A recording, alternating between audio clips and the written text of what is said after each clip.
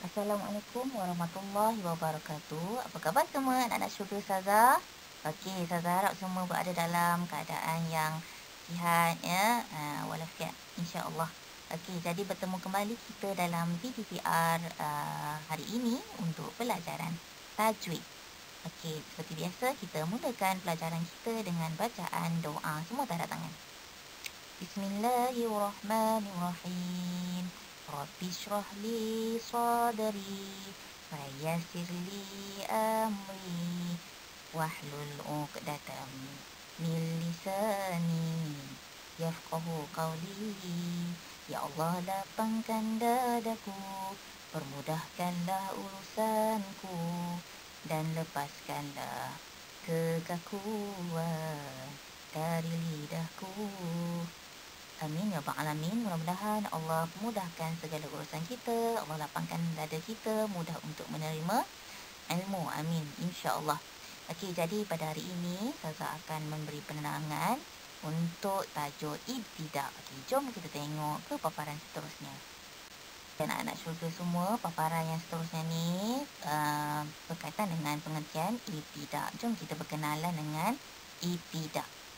Ikut saya baca. Pengertian ibtidak pada bahasa memulakan, pada istilah menyambung bacaan semula setelah menghentikan bacaan untuk mengambil nafas baru. Okey, ibtidak ni kita memulakan bacaan kita. Okey, jom kita tengok penerangan yang seterusnya. Ya, anak-anak syurga semua, terusnya kita tengok bahagian ibtidak. Ikut Ustazah sebut, ibtidak terbahagi kepada dua bahagian. Pertama, hasan. Kedua, qabih. Okey, ibtidak ada dua bahagian, iaitu ibtidak hasan dan ibtidak qabih. Okey, jom kita tengok contoh-contohnya.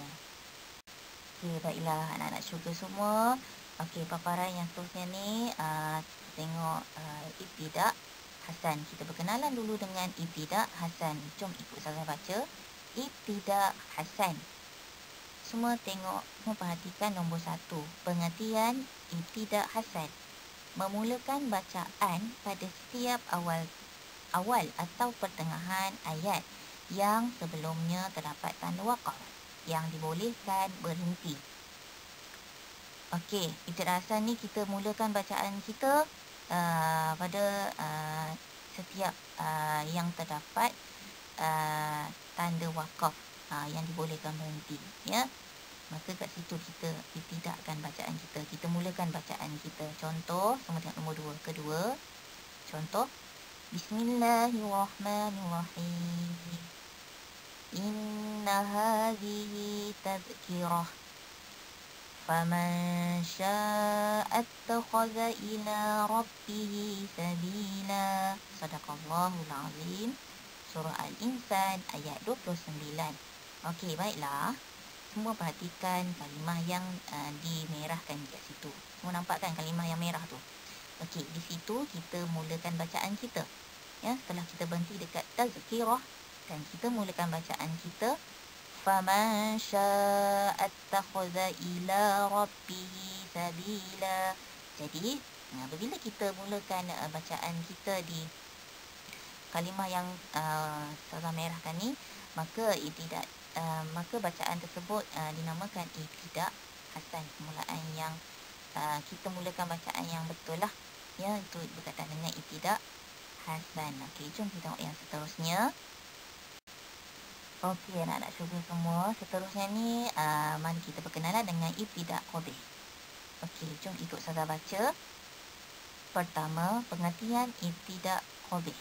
Memulakan bacaan pada tempat yang merosakkan makna ayat dan meragukan maksud ayat tersebut.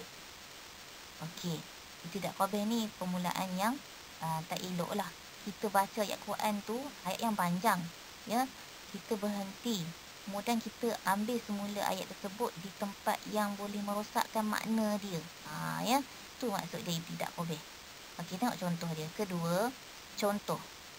Bismillahirrahmanirrahim.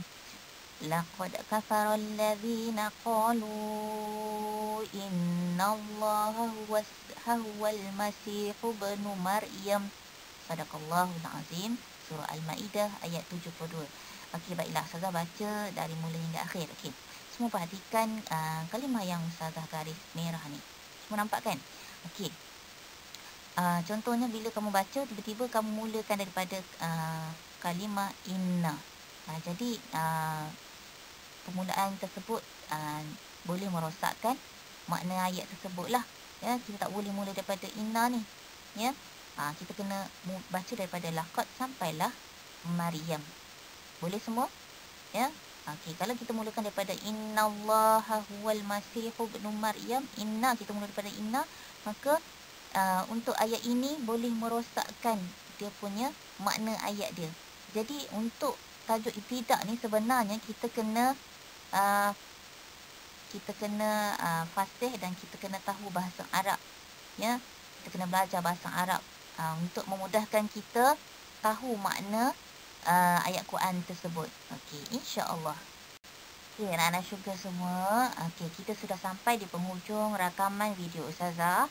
Okey, Ustazah harap semua dapat faham di atas penerangan Ustazah tadi.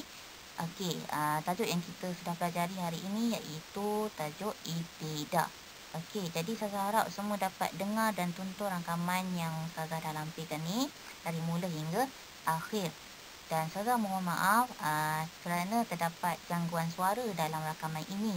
Namun begitu, Ustazah harapkan sangat ya kamu semua dapat dengar dan tonton rakaman ini dari mula hingga akhir. Jadi Ustazah sudahi dulu PDPR Ustazah pada hari ini dengan lafaz yang mulia. Wabillahi taufiq wal hidayah. Wassalamualaikum warahmatullahi wabarakatuh. Jumpa lagi.